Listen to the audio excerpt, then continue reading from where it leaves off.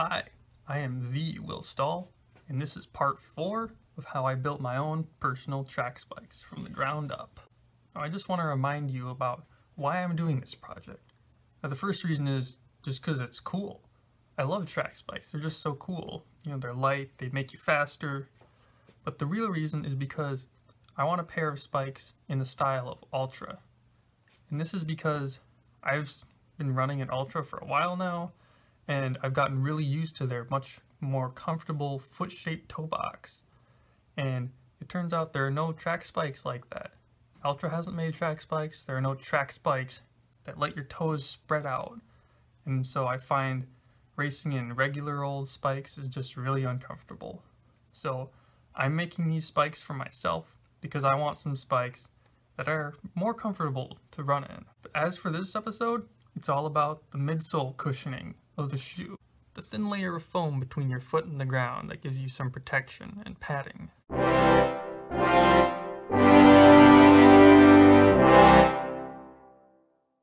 For the midsole cushioning, I bought these really cheap pair of sandals from the dollar store. Now, let's look at how soft the foam is. It's pretty easy to compress with just my fingers. That may be a little too soft for my liking for a racing midsole, but I definitely need a working prototype soon, so I'll work with these for now. Hopefully, I will get a higher quality foam material in the future.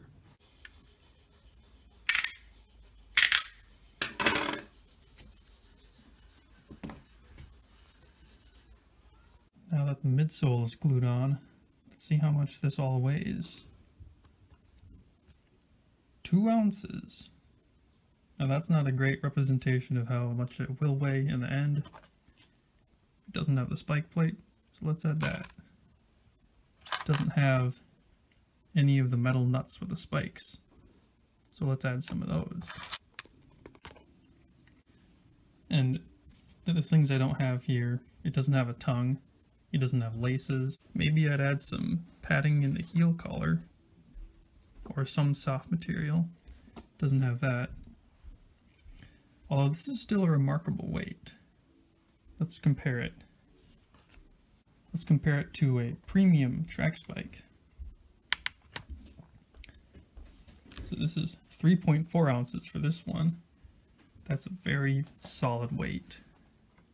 Most spikes you get, even premium ones, will not be this light. However, the spike I'm making, so far it's lighter. And once I add the other elements, it probably won't hit 3.4 ounces. Now that I have the sole glued to the upper, I want to go over a few things that I've learned that I'll have to change for future iterations. So the first thing I want to do is I want to take off 4 millimeters of thickness from the forefoot of the shoe. This is because the spike plate here, it's 4 millimeters thick at its thickest. And I do not want the forefoot to be raised higher than the heel when I actually have the shoe fully assembled. I want it to be level, so to do that, I'm going to have to shave off 4 millimeters of foam from the forefoot. The other thing I want to do is I want to add a lip to the sole. What that means is at the very edge, it should flare up just a little bit, so that way it's going to smoothly transition from the sole to the upper when I glue it on. If I don't do that, it's just going to be flat on the sole, and then it's just going to go on a 90-degree angle as it comes off of the sole, and that doesn't seem like something that most shoes do, and it doesn't seem like it's gonna really help the glue keep the upper glued to the sole. And the last thing, I'm gonna have to redesign this upper mesh yet again. Right now the toes still scrunch up too much. There's just too much folding at the front here in the toe area. I need to fix that for sure. Now to be clear, this is still in the prototyping stage. This midsole, it's just really cheap foam. It's really cheap EVA that I got from a pair of $1 sandals. So it's not as dense as I'd like. It's going to be maybe a bit too soft, maybe not durable enough. So I hope to get some more durable, some firmer, and more responsive EVA. Alright. Now that I know it needs to change with this, it's time to cut the sole off and try again and learn what else I'm gonna have to change.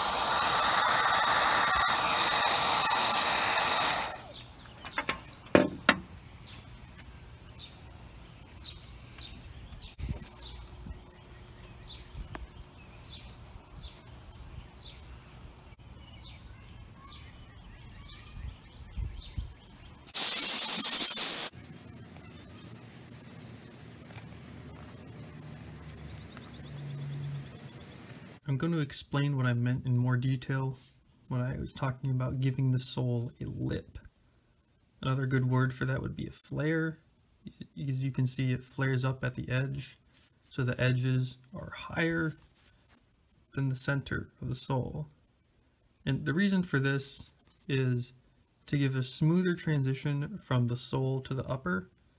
So when the upper is glued onto the sole, it's glued on flat to this area here, all the way around the edge.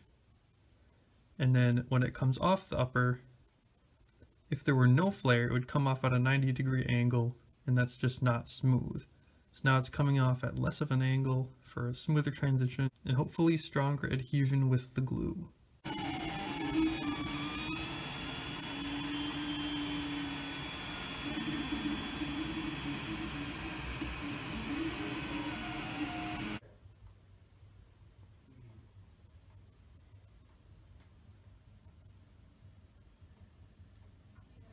Alright, for my shoe last, I just switched out the front portion with an actual cardboard insert that came with a pair of Altras. So now it's more filled out. It should be easier to work with. One thing that happened when I was heat forming this, it got narrower.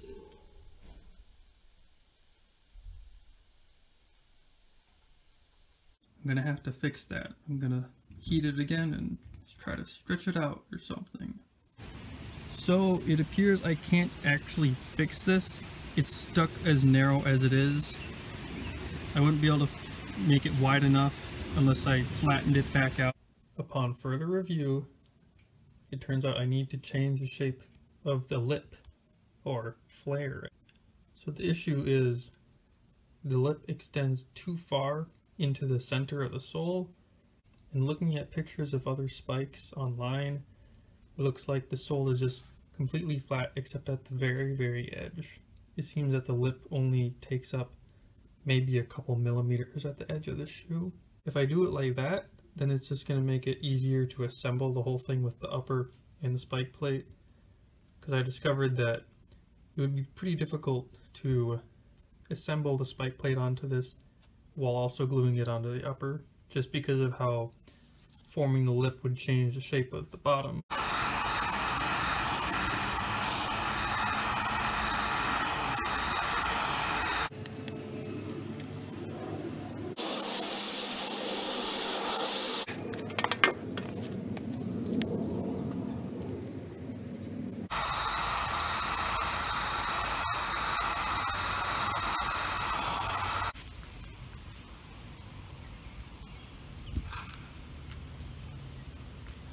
Lip is much better now. It's much more pronounced at the edge, and it takes up a lot less space. This should make it much easier to work with. This lip looks like it's really going to do its job without complicating things, and I'm really happy about that.